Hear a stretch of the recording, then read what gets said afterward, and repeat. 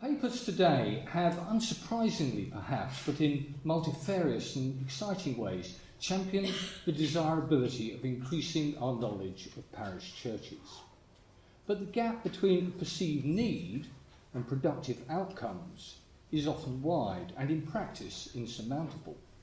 My paper aims to highlight the benefits of tackling the potentially enormous subject area, parish churches, as a defined entity, but it also discusses, based on my experience of recording and analysing the details of just 66 churches, the challenges and potential pitfalls of such an enterprise, the difficulties of organising large volumes of data for use by more than one individual. This experience, as many of you might now be aware, is based on the study of 66 collegiate churches founded in England and Wales in the 14th century, 40 of which had a parochial function at the time of their foundation. The 66 were treated as a group. The same information, subject to the exigencies of survival, was connected on each college. This ranged from institutional information, such as the number of priests, their statutes, rules and regulations, their patrons and funding, through geographical information, such as their location and their relationship to the buildings of those in the patron's social networks, and then to the architecture of the buildings associated with each college, covering both the stylistic motifs deployed in the main fabric of the buildings and the various elements of microarchitecture, such as the varied and extant tombs, screens, sedilia, niches, pulpits, and so on. This data gathering resulted in what I have called here a big-ish amount of data. I make a distinction between big-ish data and big data. The former is a common component of many pieces of doctoral research. It comprises a lot of stuff, the sort of stuff that can be accumulated in the course of 3 or more years of effort. But critically, a single person can keep track of that amount of data, know its little idiosyncrasies, adjust for its lacunae, account for its anomalies. Big data, by contrast, goes beyond the purview of any one individual. It therefore demands structure, an ability to collect, collate, and present information for the use by many, not just by one. This requires a different approach. But before I come on to the challenges of recording and analysing big data, it's worth dwelling on some of the benefits that can accrue from such effort. Comprehensive information on a large number of buildings enables a different approach to the whole concept of architectural change, starting with a different definition of change itself, one actually derived from the natural sciences. The so-called population level approach defines change as the differential persistence of variants or traits within a population over time as measured by their frequency distribution. Now, this is very different from the approaches more usually adopted in medieval architectural history. The typological method tracks the instances of a particular feature or motif, such as double ogee mouldings or four-centred arches, over time and space, paying particular attention to the precedents and antecedents. An alternative that might be termed a dialectical approach determines two groups and then compares and contrasts the formal elements within each. This latter method is most clearly articulated in Wolfling's analysis in his Principles of Art History, published 100 years ago, of Renaissance and Baroque art and architecture. Examples of the potential of the population level approach are warranted. By examining all the relevant data, the method enabled certain tropes to be challenged. And I was interested, without any prior knowledge, that this was the tack that Gabriel was using for much of the benefits to be derived from using big data. A strong connection is often stated between the setting up of the Order of the Garter by Edward III in 1348 and the parallel conversion of St George's, Windsor to a college and the foundation of collegiate churches more generally. Such arguments are based on noteworthy examples, such as Newark, founded by Henry Gromont, the then Earl of Lancaster, Pleshy by Thomas Woodstock, Duke of Gloucester, and Fotheringay by Edmund, Duke of York, all Garter Knights. But taking a population level view, it is difficult to sustain such a generalisation. Of all the Garter Knights, from the order's inception to the death of Richard II in 1399, less than 10%, those in red here, went on to found a college. And many of those that did so many decades after 1348. Thomas Woodstock, for instance, did not found his college until 1394, and John of Gaunt and Edmund, Duke of York, not until the 15th century. On the architectural front, it is often taken as a given that the period of Gothic architecture can be characterised by the gradual but steady increase in the illumination of ecclesiastical spaces, through greater areas being given over to glass. And in the colleges of the 14th century, this can be illustrated with reference to examples such as St Mary the Less in Cambridge, College of St Mary's at St David's, or New College, Oxford. And Martin showed us a number of other examples earlier this afternoon. But taking the wider view raises some legitimate questions, notwithstanding the difficulties caused by not knowing how many of the windows would have been originally glazed. There are many well-illuminated chancels in the early part of the century. I'm just taking a couple of examples here, Carnarvon Chapel in Norwich and at Sigthorpe. Conversely, there are many rather dark spaces at the end of the century. Cobham retained its narrow 13th century windows. Bunbury Chancel was extended in the 1380s, but no attempt was made to increase the level of illumination. The old windows were reused. On new builds, the side windows of the chancel of St Mary's, Warwick, have remarkably high sills and blocked lower sections, making the area particularly dark. Winchester College Chapel's windows are also characterised by high sills, which, in combination with deep recesses and extensive buttresses, work to reduce the lighting level within. In the latter part of the century, patrons were apparently content to retain comparatively ill-lit chancels from earlier periods, or erect new buildings whose design decisions indicate that illumination was not necessarily a critical factor. Now, these examples could just be described as making sure that any evidence is placed in its correct context. But the population level approach is also, I believe, able to provide new insights. Foremost among these derives from the ability to use big data, or in this case big-ish data, to construct frequency distribution curves. Now, I appreciate that this is not something that you might have expected on a conference on parish churches, so it bears a degree of explanation. The occurrences of a particular motif among collegiate church building work within a quarter, say between 1300 and 1324, was recorded and then expressed as a percentage of all the collegiate building campaigns taking place in that quarter. Each quarter's percentage is then plotted on a graph. This one here illustrates the prevalence, or otherwise, of octagonal window splay shaft bases in collegiate church building campaigns throughout the 14th century. From this graph, one can conclude that there was little or no use of the motif in the first quarter, a very quick take-up in the middle of the century, until it was ubiquitous in the second half. There are numerous uses to which this form of analysis can be put, but I will briefly touch on three. As we see here, it readily presents the timing and pace of the introduction of various motifs. And if we combine a number of motifs, here a number one might associate with window tracery and design that would often be termed perpendicular, we can start to get a feel as to whether these were taken up as a total package, or whether the various motifs were introduced on a slightly more piecemeal basis. I suggest here that if the motifs were seen as a combination, then these individual graphs would be closer together. And the emerging shape of the frequency graphs of many of the motifs is, I think, instructive.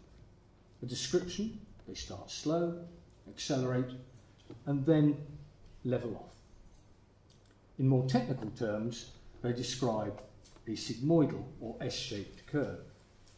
The relevance of this is that the sigmoidal curves of adoption are found in almost every study of the diffusion of innovation, and there have been, since the 1930s, been over 5,000 such studies, whether of the introduction of new forms of agricultural equipment, new medical treatments, new domestic technologies, all show an S-shaped curve for their adoption.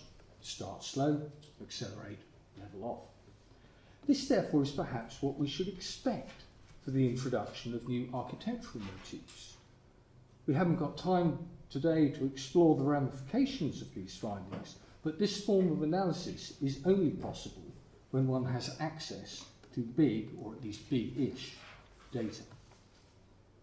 I don't wish to overstate the capabilities of using such a technique. It doesn't replace more traditional methods of analysis, but I do think it can supplement them.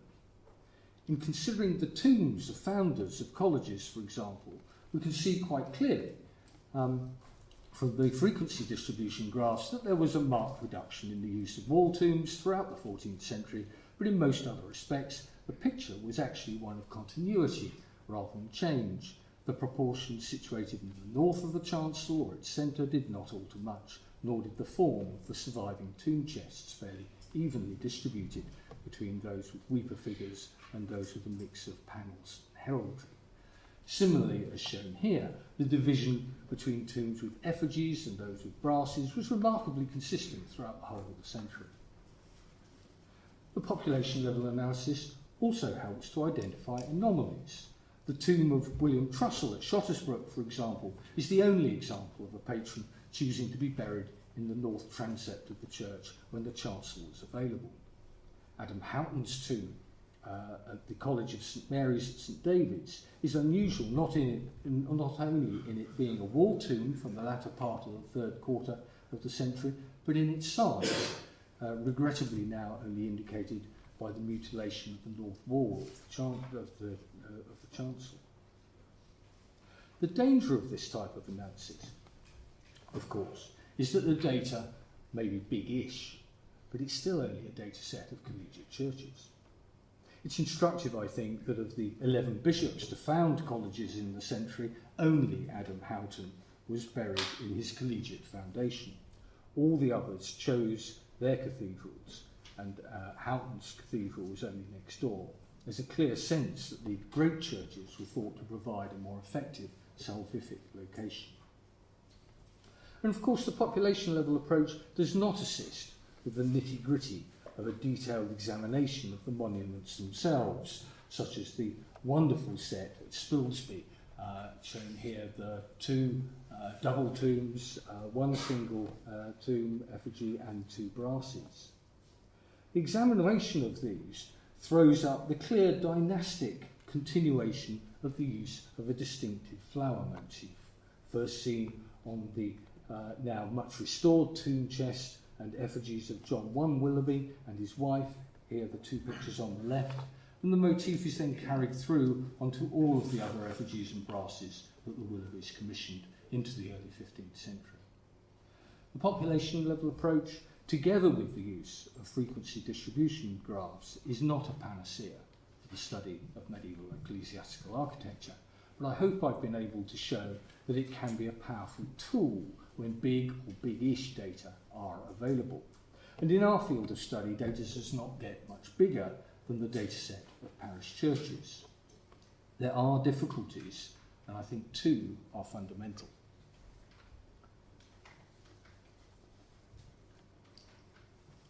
They can be best envisaged as the two primary dimensions required in any data collection exercise of this sort, essentially representing what and when. I'll start with the what. The key questions on this axis seem to be what is recorded, How is such information structured? How can we ensure that the data collected is cumulative? And how can we strike the right balance between being structured and being overstructured? The necessity for answers to these questions arises from my earlier distinction between big-ish and big data. For big-ish data, capable of being handled by a single individual, these questions really don't mind or arise. Yes, one needs to determine what to collect, but beyond that, the structure is down to what best suits the particular questions being asked of the material. So, for example, for my research, I determined a hierarchical framework for recording the architectural details. It had 3 levels. Architectural elements, such as arcades, windows, sedilia, and so on, were then broken down into component parts. Thus, an example of arcades comprised the components of arch shape, arch decoration, pier shape, capital type, base type, and so on. And then each component part was then categorised according to its traits. So, for the component pier shape, the trait categories were round, square, octagonal, hexagonal, 2-shafted, 4-shafted. You get the picture. This then provides a structure for data collection and subsequent analysis. But, and this is the point, it was a structure appropriate to the questions being asked of the material. I did not collect information, for example, on moulding profiles. For other studies, these might prove necessary. For other questions, different hierarchies may be more appropriate. A data set of features for parish churches over 2 or 3 centuries moves away from the realm of big-ish data, where one person can decide on the structure, to that of big data, where information collected needs to meet multiple needs and requirements. Too loose a structure, and the data are of little practical use to anyone, other than as a broad indication or swift introduction. Too over-prescriptive a structure rather dampens the enthusiasm of those wanting to record it. Some of these problems can be resolved by the use of relational databases, as opposed to the databases of 20 or 30 years ago that required a strict and unmovable structure in order to proceed. But the issue here is that if research into parish churches is to be well grounded and, I think the key point is, cumulative, rather than an ever-increasing set of disparate descriptions of buildings, then some discipline is required. The other dimension, when or time, is of course often of central concern to historians of medieval architecture, but I anticipate difficulty in identifying the date of many parish church building campaigns of the 13th and 14th centuries. The fallback, of course, is to use the style of buildings to infer the date, but this risks entering a series of circular arguments, and as we know, and as my analysis of colleges confirms, style does not always follow strictly linear narrative courses. Thus, the elevations of Ottery St Mary were, for much of the 19th century, thought to be from the 13th century rather than the 1340s due to their retention of lancet windows. The chapel of Queen's College, Oxford, is firmly dated through college accounts to the 1370s. Yet its east windows, here in a detail of Logan's drawing, had a curvilinear design more common decades earlier. The innovative conoidal vaults and tracewood wall surfaces of William Trussell's tomb at Shottersbrook would not normally be placed to the early 1340s without its exterior relieving arches and good documentation for the church's construction.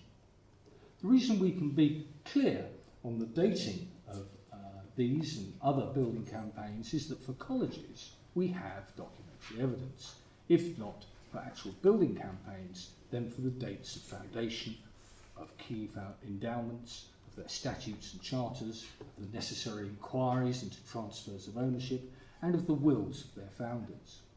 This information enables a reasonably confident timeline to be established for the various building campaigns of the 66 collegiate churches. In fact, I don't think it would be wrong to say that we would probably know more about the dating of many collegiate churches than we do of the great church building campaigns in the latter part of the century. Certainly the dating of important developments such as the west front of Winchester Cathedral and the cloisters of Gloucester Abbey remain matters of ongoing debate. The information available for colleges enables both dimensions of what and when to be completed with a reasonable degree of confidence. One suspects that such analysis for parish churches as a whole will be more circumscribed.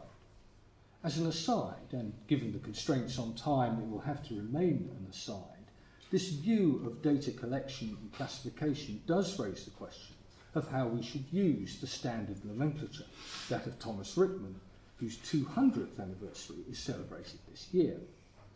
One of the real benefits of Rickman's classification is its simplicity, and certainly this and the didactic nature of many of the early publications that used it contributed to its popularity. I certainly wouldn't advocate reverting to James Milner's alternative that was championed by the ecclesiologists in the 1840s. I've never been quite sure what is meant by the phrase, I quote from the June 1846 ecclesiologist, the early part of the late middle pointed. Anyone's got any ideas, then I'd be very grateful to hear them. But coming back to Rickman, does the word perpendicular refer to the what of the various motifs that define these classifications? And Rickman is actually very forensic in this regard. He's very good. Or the when of periods that follow one from the other, Norman Early English decorated perpendicular. In short, which axis do we actually mean when we say perpendicular? I want to close with some brief observations based more on my working experience in the decades, unfortunately, before my doctoral research. If one of the outcomes of this conference is to stimulate some kind of repository for information on 13th and 14th century parish churches, then there are two broad areas to be addressed. I have focused on issues that are on what might be termed the supply side of the problem, the data structures, the difficulties of dating, the importance of information that can be additive. But this is the relatively easy part to get right. I'm not sure that the build it and they will come approach will work. I suspect that the demand side will be the more critical. I'm always struck when I give a talk to a local group, one perhaps not as versed as this in the niceties of double AG mouldings or casement window jambs, by the interest shown in the human element of the subject matter. How do the priests of the college live? How do they engage with their parishioners? One only has to go into any local library, if one can still find one, to know that more resources and enthusiasm are expended on family genealogy than on esoteric records of architectural details. There is considerable interest in the buildings we study, but often it's in the human stories that they embody rather than the shape of their pinnacles. The key question here is how we can harness the total energy and enthusiasm of the wider community of interest. The set of parish churches is large. Big data requires big effort. Collaboration and linking with other enterprises will be crucial. There are, I believe, considerable benefits to be gained from applying the principles of big data to the study of medieval architectural history. It can expand the ways in which we look at the material. We should be aware of the challenges involved in gathering the necessary information, but these will not just or even primarily be technical in nature. The biggest challenge will be to encourage the necessary wider engagement. Thank you.